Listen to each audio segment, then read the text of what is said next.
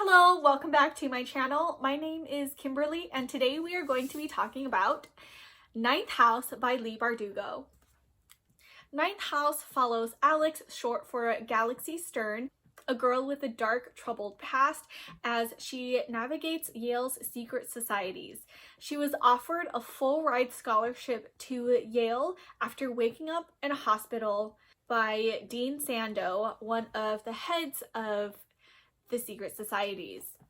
Things take a sinister turn as a girl in New Haven is found dead, and Alex suspects that her murder is tied to the secret societies. Alex can see greys or ghosts, and she's the only one who can see them without aid of a potion.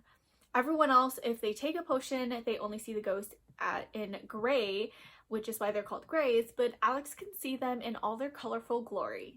Okay, this was a great book. I really enjoyed it. It wasn't as scary or spooky as I thought it was going to be, considering that there are ghosts and a ton of other magic that happens in this book, but I still thought it was really good. I gave this book a 4.5 out of 5 stars, and if you want to know how I rated it, I have 5 criteria for my books, at each one of them 1 point, that leads up to 5 stars. So for the subject and plot, I gave it 1 point. For the characters, I gave it a point. For world building, I gave it a point. For the form or the prose or how it was written, I gave it half a point. And for the themes, I gave it 1 point. So that brings it up to 4.5 out of 5 stars. I have high hopes for the rest of this series. I think Leigh Bardugo said that this was going to be a couple of books or a few books, maybe 5 to 7 books. That would be great. I would love that. I cannot wait. I can't believe it's gonna be, I think she said like 2021 or 2022, and that's just gonna be such a long time. I need more now. There are some themes or trigger warnings in this book that you should be aware of. There is a lot of trauma, there is murder, there is sexual assault, there is supernatural sexual assault, there's victim blaming. It's a whole slew of things that make this an adult fantasy, and this is Leigh Bardugo's first adult fantasy. This is actually my first Leigh Bardugo book, right? Have I been living under a rock? I love this so much, and I look forward to reading the rest of her books and really just catching myself up on Leigh Bardugo. Alright, so I'm going to get into the spoilery section of this book, so if you have not read this book or if you don't want to be spoiled by it, then you should click out of this video now. Bye-bye! Okay, that was weird. Alright, let's get into the plot of this book. I love the idea of the book. I love the secret societies. I love the supernatural aspect.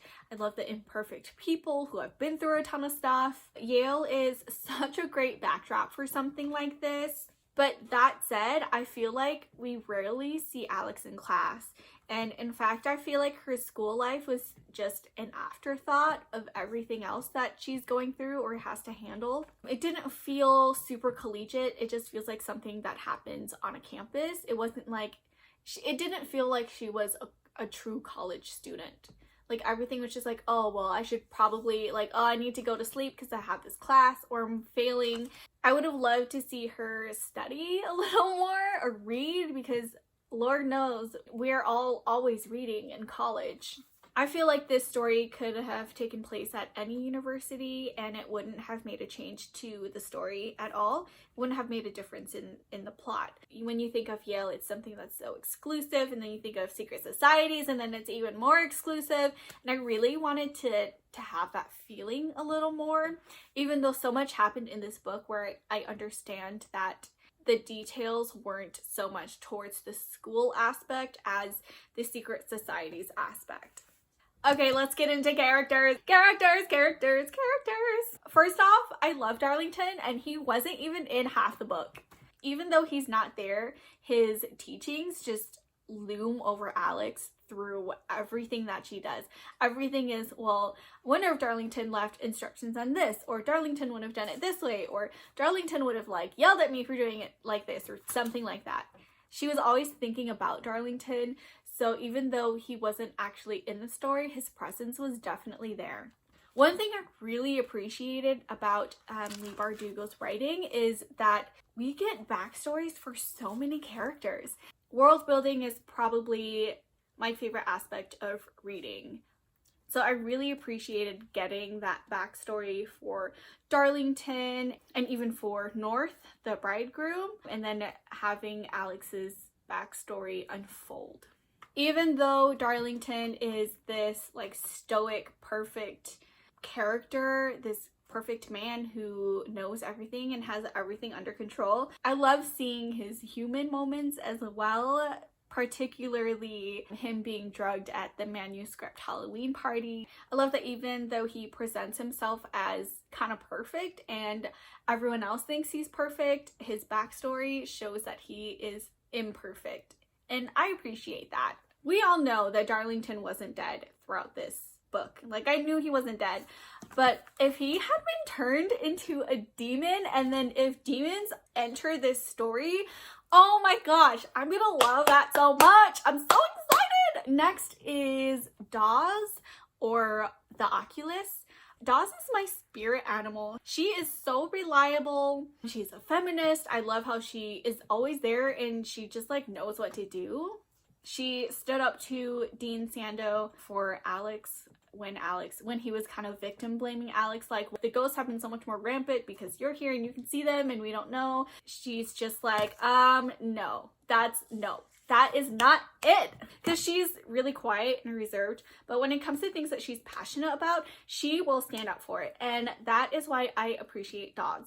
I knew that Dean Sando was gonna end up being bad just because of how dismissive he was of everything that happened with Alex, especially when the Gluma attacked, or like with all the stuff with Darlington of trying to bring him back. They kept pushing that night back where they'll do the ceremony, and then just having them explain everything at the end of how he was the one that like tried to create another energy point to make another house. Like, I don't know, that was just too easy. Marguerite Belbum, on the other hand, I enjoyed that twist. I did not see that coming. Okay, and I love that we learn the term wheel walker at the end with Belbum. We finally have a name to what Alex is, and knowing that other people have been able to do it. So pretty much Belbum is a wheel walker and she eats other souls, preferably other wheel walkers, to sustain her immortality. And I don't know, that's a little intense.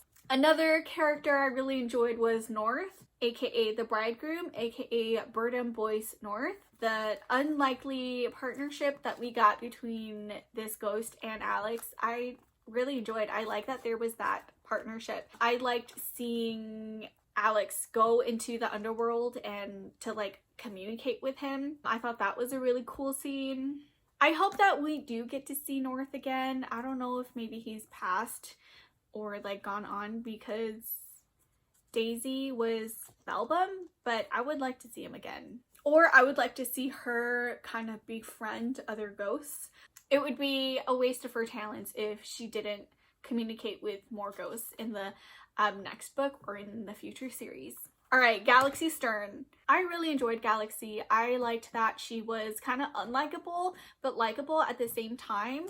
She had great character development throughout even just this one book. Even with how much she's grown in this book, I can't wait to see how much more she'll grow as the series continues. Okay, I love seeing Alex's badass moments when she was trying to protect her roommate Mercy after Mercy had been drugged and then filmed, and she made Blake eat poop out of a frat toilet, which is like oh my gosh, that was completely disgusting. I can't believe that was like written into a book. And then her roommates are just like, how did you do it? If I was them, I would be like, let me never get on your bad side ever. They're like not even afraid of her. They're just like, wow, how did you do it? Oh damn, okay. And like that was that.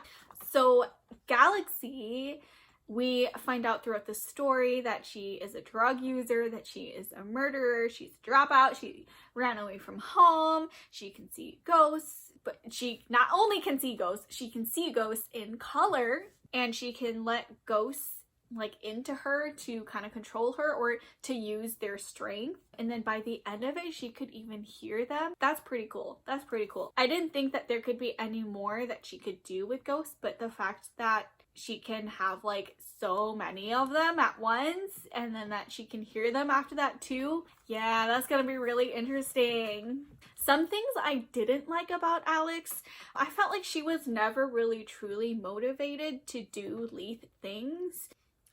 Yeah, that kind of just like stuck out to me and bothered me a little bit, because for someone to go out of their way that much to find out if it has something to do with her job with Leigh or a part of the society, so that's something that you have to be really passionate about and really like want to make a difference.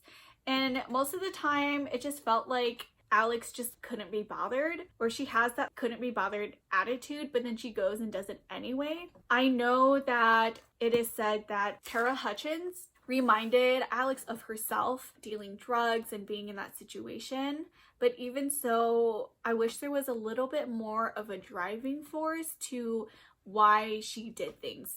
Another thing that I felt was really kind of glossed over were the consequences to all of the magic that she was using, like the belladonna eye drops. At the beginning, she's like, oh yeah, you can take it, it's gonna make you feel amazing, but then the crash is insane. But we never really see her crash from using all of these things.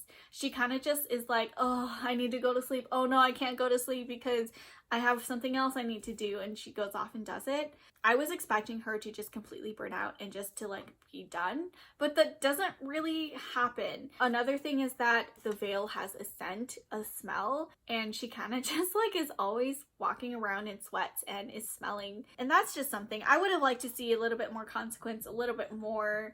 It kind of felt like she had all the energy in the world to do anything that she wanted, even though she relied on magic. There was never like setbacks because of that. Now we're gonna get to the world building, which is my favorite part about this book.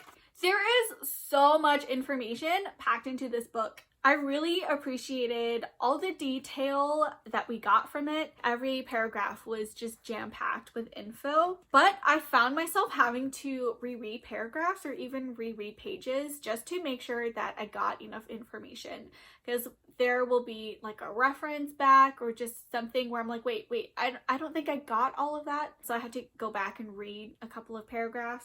Again, there is so much potential in this world. There is so much potential in this story and with the characters that I just like, I cannot wait for the next one. I probably will reread Ninth House before the next book comes out just to get a refresher, but also I really would like to reread it.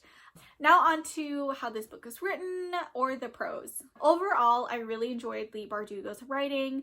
Again, this is my first book from her. I really enjoyed the attention to detail that she has in her writing. It really made me fall in love with her writing style, and I really want to read her other books. This was also a dual storyline. It was going back and forth just within a year, so it wasn't like so many years apart. With the duo storylines, there were a ton of mini cliffhangers that just like, I was like, oh my gosh, what happened? So that really kept the story moving for me, is having those cliffhangers and then reading to find out what happened. And I love how the story unfolded with Alex's past and the present and everything that happened. I know this book isn't everyone's cup of tea. I know a lot of people have issues with the trigger warnings that are in it. To me, everything that happened to the characters really just added to the story, and it didn't really bother me as much as it bothered other people. I would still definitely recommend this book. I thoroughly enjoyed it. If you enjoy supernatural, rich storytelling, dark fantasy stories, I would definitely recommend Ninth House to you. Thanks for watching my review on Ninth House by Leigh Bardugo. Please subscribe and definitely let me know if this is something that you're interested in reading, or if you have already read this book.